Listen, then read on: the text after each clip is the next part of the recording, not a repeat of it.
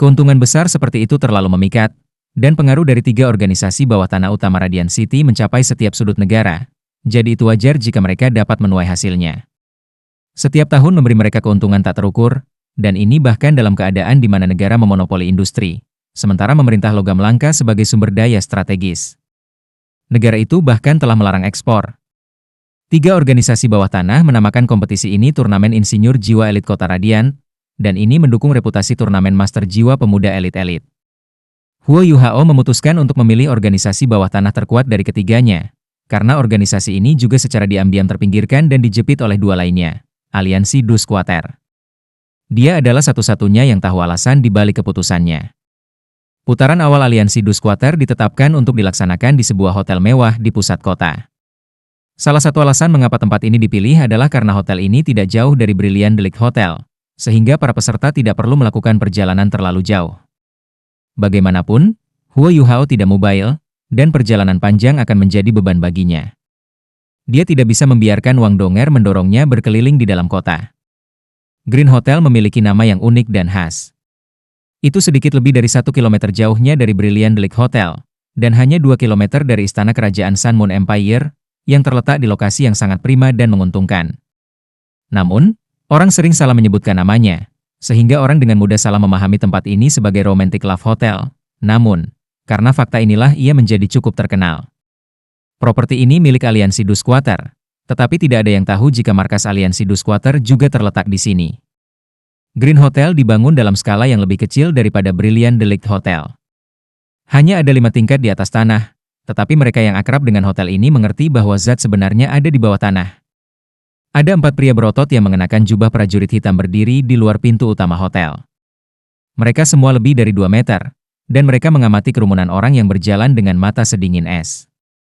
Huo Yuhao dan kelompoknya bahkan belum mendekati ketika salah satu dari mereka melangkah dan memblokir jalan mereka. Hotel ini tidak terbuka untuk bisnis hari ini. Silakan pergi. Huo Yuhao masih duduk di kursi roda. Dia tersenyum dan berkata, "Kami di sini untuk berpartisipasi dalam turnamen Insinyur Jiwa Elit Kota Radiant."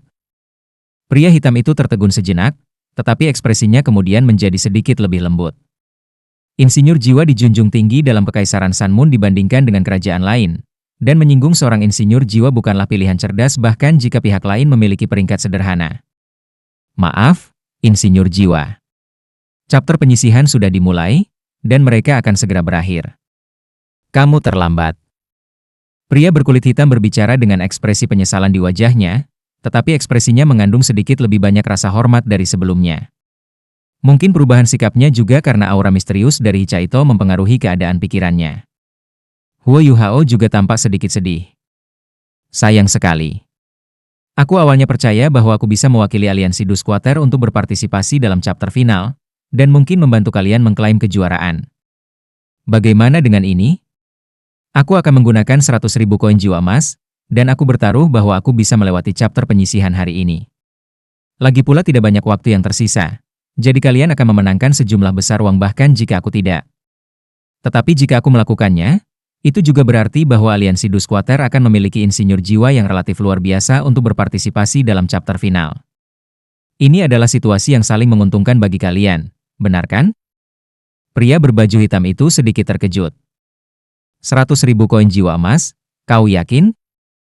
Bisnis taruhan bawah tanah ini bukan rahasia. Organisasi bawah tanah tidak akan bisa menyelenggarakan kompetisi sebesar ini tanpa persetujuan implisit dari pihak berwenang. Oleh karena itu, pria berkulit hitam tidak menghindari pertanyaan itu, tetapi dia masih kagum dengan jumlah yang baru saja dikutip Huo Yuhao. Bahkan keluarga bangsawan jarang bisa mengutip jumlah seperti itu, dan orang ini bertaruh pada dirinya sendiri.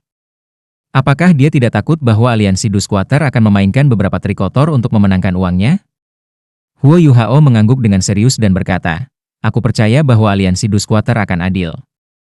Jika kamu tidak dapat membuat keputusan ini, silakan bawa ke atasan kamu. Tolong tunggu di sini." Pria berkulit hitam itu tampak lebih terhormat dari sebelumnya. Dia membungkuk kepada Huo Yuhao dengan sopan sebelum dia berjalan cepat kembali ke pintu utama Green Hotel dan mengatakan sesuatu kepada teman-temannya sebelum dengan cepat memasuki hotel. Tidak butuh waktu lama sebelum seorang pria paruh-baya yang mengenakan gaun putih panjang dan elegan keluar dari pintu utama Green Hotel. Dia segera melihat Huo Yuhao, dan dia mengambil beberapa langkah cepat ke depan sebelum dia tersenyum cerah dan berkata, "Maaf, bawahan aku terlalu tidak dewasa. Silakan ikuti aku, para tamu terhormat aku." Dia memberi isyarat untuk mengundang mereka ke hotel saat dia berbicara. Huo Yuhao sedikit terkejut melihat betapa jujurnya orang ini. Dia mengangguk sebagai pengakuan sebelum Wang Dong'er mendorongnya ke Green Hotel. Green Hotel memang sangat sederhana. Tata letaknya sangat sederhana, dan tidak mungkin orang tahu dari penampilannya bahwa tempat ini adalah lokasi nomor 1 yang melambangkan pengaruh organisasi bawah tanah. Selain itu, ini juga salah satu benteng penting aliansi Dus Squatter. Tata letak hotel terasa halus dan ramping. Ada hiasan dan ornamen porselen putih di mana-mana, dan bahkan lantai dan dindingnya terbuat dari porselen putih. Putih dan merah adalah warna utama. Wang Dong'er mengamati sekelilingnya saat dia mendorong kursi roda Huo Yuhao. Dia berpikir dalam hati, apakah dekorasi merah itu menunjukkan darah segar? Apa arti semua porselen putih ini? Darah segar di antara semua putih murni? Pria parubaya itu berhenti berjalan begitu mereka memasuki hotel dan berkata, "Tamu-tamu terhormat aku, bolehkah aku tahu siapa yang akan berpartisipasi dalam kompetisi ini?" Huo Yuhao berkata, "Kakak laki-laki aku dan aku akan ikut kompetisi." Dia menunjuk ke Hichaito di sampingnya saat dia berbicara. Pria parubaya itu menganggukkan kepalanya dan berkata, "Bagaimana aku berbicara dengan kalian berdua?" Huo Yuhao menjawab, "Kakak laki-laki aku bernama Tang Xi, dan aku dipanggil Tang Wu." Mata pria parubaya itu berbinar. Dia jelas bisa mengatakan bahwa mereka berdua menggurui dia, dan bahwa ini jelas bukan nama asli mereka. Namun, dia tidak tahu bahwa Huo Yuhao tidak datang dengan nama-nama ini secara acak. Nenek moyang Tang Sekte bernama Tang San, jadi dia pasti tidak akan membuat nama yang identik untuk dirinya sendiri. Karena itu, ia datang dengan Tang Xi dan Tang Wu. Pria itu tidak melanjutkan masalah ini lebih jauh. Banyak insinyur jiwa memiliki preferensi dan reservasi sendiri, dan banyak orang masih relatif berhati-hati. Karena mereka berpartisipasi dalam kompetisi bawah tanah, ada beberapa kontestan yang menggunakan nama palsu. Organisasi-organisasi bawah tanah ini juga jelas tidak memegang kendali para insinyur jiwa ini berdasarkan nama mereka. Penting bagi organisasi-organisasi ini untuk tidak menyelidiki informasi pribadi insinyur jiwa ini, karena organisasi-organisasi ini hanya dapat menyimpannya di sini jika mereka memberikan manfaat. Kompetisi telah berlangsung selama beberapa waktu, dan akan segera berakhir. Waktu adalah esensi. Mengapa kalian berdua tidak memverifikasi bahwa kalian adalah insinyur jiwa pertama, dan aku akan segera mengatur entry kamu ke dalam kompetisi. Juga, tentang taruhan yang baru saja kamu sebutkan. Huo Yuhao mengangkat tangannya, dan Wang Dong'er melewati kartu emas gelap dari belakangnya. Ini adalah kartu VIP emas hitam Auspicious Gold Band yang dapat digunakan di seluruh benua. Xiaona, ikuti tuan ini setelah itu untuk memasang taruhan kita. Huo Yuhao berbicara dengan jelas ketika dia mengangkat tangan kanannya, dan pria parubaya itu melihat kilatan di depan matanya sebelum belati pendek muncul di tangan kanan Huo Yuhao. Sinar cahaya putih melonjak ketika aura pedang setajam pisau melayang ke udara dan melolong nyaring ke langit. Metode Hichaito bahkan lebih sederhana. Dia mengangkat tangannya dan melepaskan meriam jiwa yang sangat besar, yang dia tunjuk pada pria parubaya itu. Keringat dingin keluar dari dahi pria itu, dan dia buru-buru berkata, "Tenang, teman-teman. Kamu telah diverifikasi, sepenuhnya diverifikasi." Huo Yuhao tersenyum tipis dan berkata, "Karena kamu mengatakan bahwa kami tepat waktu, maka bawa kami ke sana secepat mungkin." Dia secara bertahap menarik belati macan putih saat berbicara. Huo Yuhao selalu membawa satu-satunya barang yang ditinggalkan ibunya. Dia bukan lagi pemuda yang belum dewasa seperti dia, dan dia telah melakukan beberapa penelitian dan investigasi terhadap belati macan putih. Dia menyadari bahwa White Tiger Dagger miliknya adalah alat jiwa pertempuran jarak dekat kelas 5, dan ia memiliki keterampilan jiwa yang disebut Devour. Selama serangan lawannya tidak melebihi batas penyerapan White Tiger Dagger-nya, belati itu bisa memakan serangan itu dan mengubahnya menjadi kekuatannya sendiri, yang akan dilepaskan dalam serangan berikutnya. Kembali ketika dia pertama kali memasuki hutan bintang besar Do bertahun-tahun yang lalu, dia mengandalkan karakteristik khusus White Tiger Dagger untuk bertahan hidup setelah dia disergap oleh binatang jiwa 10 tahun itu. Manajer itu menyeka keringat dingin dari alisnya saat dia mengantar Huo Yuhao dan yang lainnya ke beberapa elevator jiwa di daerah bagian dalam hotel. Dia menggunakan pemancar jiwa untuk menyampaikan beberapa pesan sebelum dia mengarahkan mereka berempat naik lift. Lift turun, dan berhenti setelah sekitar 10 detik. Ketika pintu lift terbuka lagi, Hiruk-pikuk kebisingan bisa terdengar, bersama dengan aroma kuat kertas dan logam yang menghembus ke wajah mereka. Adegan ini sangat berbeda dari kesederhanaan lobi utama. Kemegahan dunia bawah tanah hotel yang mengkilap memukau semua orang. Segalanya emas, bahkan cermin. Rasanya seolah-olah dunia bawah tanah ini seluruhnya terbuat dari emas. Manajer itu membawa mereka keluar dari lift, dan mereka menyeberangi aula melingkar yang mewah sebelum mereka masuk melalui pintu tepat di depan mereka. Ada dua penjaga berdiri di dekat pintu, yang segera membuka pintu besar ketika mereka melihat manajer. Rasanya seperti mereka telah memasuki dunia lain begitu mereka melangkah masuk. Tidak ada banyak cahaya di tempat ini, dan cahaya apa di sana tampak jauh lebih lembut. Namun, besarnya tempat ini menyebabkan Huo Yuhao bereaksi dengan takjub. Mereka berada di dalam aula berkubah bundar, di mana langit-langit aula itu tampaknya terbuat dari garis-garis emas yang tak terhitung jumlahnya yang tertata secara teratur dan berirama. Kubah besar menyediakan cukup cahaya untuk aula yang luas, dan deretan kursi terbentang rapi di lorong. Sementara ada eskalator spiral yang mengarah ke atas di sekitar kursi. Ada ruangan melingkar di ujung setiap pelarian eskalator jiwa, dan tidak ada cara untuk mengatakan dengan mata telanjang bagaimana kamar-kamar itu hanya melayang di udara. Ada 8 set eskalator jiwa ini dan ruang-ruang melayang, dan membentuk lingkaran di sekitar tempat itu. Ada platform melingkar di tengah aula dengan diameter setidaknya 30 meter. Itu tidak seluas panggung kompetisi elit-elit jiwa master turnamen, tapi itu cukup spektakuler. Bagaimanapun, ini adalah bagian dari dunia bawah tanah. Ada banyak meja logam di atas panggung saat ini, dan cahaya berkedip dari waktu ke waktu. Ada beberapa meja logam di sekitar platform melingkar, dan lebih dari 100 meja logam di platform tengah.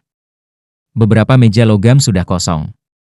Ada baris demi baris kursi beludru safir di sekitar panggung kompetisi, dan mereka penuh sesak dengan orang.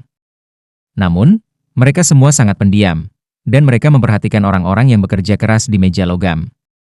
Perkiraan konservatif akan menempatkan jumlah orang di antara audiensi lebih dari 2.000, dan orang bisa tahu dari pakaian dan aksesori mereka bahwa mereka semua relatif mampu. Huo Yuhao telah menemukan dari Nana bahwa hanya paus yang telah bertaruh lebih dari 10.000 koin jiwa emas yang dapat menyaksikan kontes secara langsung. Warga normal lainnya yang juga memasang taruhan hanya bisa menonton dari tempat taruhan luar organisasi bawah tanah ini. Ini hanyalah salah satu dari banyak wilayah kompetisi, dan sudah ada beberapa ratus insinyur jiwa di bawah usia 30 yang berpartisipasi dalam kontes. Kontes hebat pasar gelap memang memikat. Maaf, berapa banyak orang dari aliansi Duskwater yang berpartisipasi dalam kompetisi? Huo Yuhao bertanya kepada manajer, yang memimpin jalan. Pria parubaya itu menjawab dengan hormat, kami memiliki total 264 insinyur jiwa yang berpartisipasi dalam kompetisi. Kami akan memiliki 266 jika kami menyertakan kalian berdua. Beberapa insinyur jiwa ini telah menyelesaikan proyek mereka. Kontes hari ini hanya chapter kualifikasi, jadi kami hanya meminta peserta untuk membuat alat jiwa kelas 3 untuk lulus penilaian. Tentu saja, kamu harus menyelesaikan proyek dalam jangka waktu tertentu. Lihat di sana, meja setiap insinyur jiwa memiliki jam pasir. Namun, hanya setengah jam pasir yang tersisa untuk beberapa insinyur jiwa terakhir yang bergabung dalam kontes, dan itu berarti kamu hanya memiliki sekitar 1 jam lagi. Aku ingin tahu apakah kalian berdua akan punya cukup waktu? Huo Yuhao tersenyum, dan sudut mulutnya mengalir dengan keyakinan dan kebanggaan yang halus. Cukup. Dia bermain sebagai orang lain dan bukan dirinya sendiri, jadi dia mulai membuat penyesuaian pada sikap dan emosinya sejak saat ini dan seterusnya. Baik-baik saja maka. Huo Yuhao bertanya, untuk apa tempat ini biasanya digunakan? Pelelangan? Pandangan waspada melintas di mata sang manajer. Apakah kalian belum pernah ke aula emas kami? Huo Yuhao melengkungkan sudut bibirnya dengan apatis dan berkata, tentu saja tidak. Keluargaku sangat kaya sehingga. Dia berhenti setelah ini, dan pandangan waspada yang sama muncul di matanya. Namun, tatapan waspada di matanya membuat pria parubaya itu terlihat jauh lebih santai dari sebelumnya. Manajer itu tersenyum tipis, dan sedikit keanggunan bisa terlihat dalam ekspresinya. Dia berkata dengan percaya diri, sayang sekali, kalau begitu. Tempat ini adalah lelang, dan itu adalah rumah lelang terbesar di Radiant City. Biarkan aku memberitahu kamu sebuah rahasia. Bahkan orang-orang dari keluarga kerajaan telah mengirim orang untuk berpartisipasi dalam pelelangan tingkat atas kami. Jika kamu punya waktu di masa depan, kamu dipersilakan untuk berpartisipasi. Kamu akan diperlakukan seperti tamu terhormat.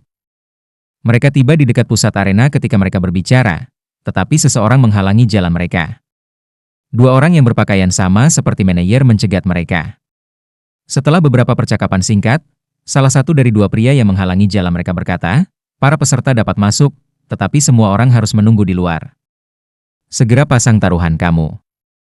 Wang Dong'er mengangkat alisnya, tetapi Huo Yuhao melambaikan tangannya dan berkata, Xiao Dong, Xiao Na, kalian berdua bisa pergi keluar.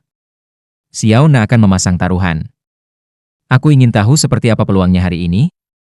Manajer itu menjawab dengan jelas, jika kamu bertaruh pada jumlah pasti orang yang memenuhi syarat dan kamu melakukannya dengan benar, kamu akan memenangkan 10 kali taruhan kamu. Kamu juga dapat menempatkan beberapa taruhan, dan peluangnya berbeda untuk setiap opsi. Huo Yuhao terkejut. Tapi kami mengatakan sebelumnya bahwa kami bertaruh agar kami berdua bisa lolos. Manajer berkata dengan tenang, taruhan itu tidak mungkin, dan ini hanyalah chapter kualifikasi. Namun, jumlah yang kamu kutip harus dipertaruhkan. Kalau tidak, kalian tidak akan diizinkan untuk memasuki kompetisi. Huo Yuhao sejenak terkejut. Kalian tidak pernah menyebutkan itu sebelumnya.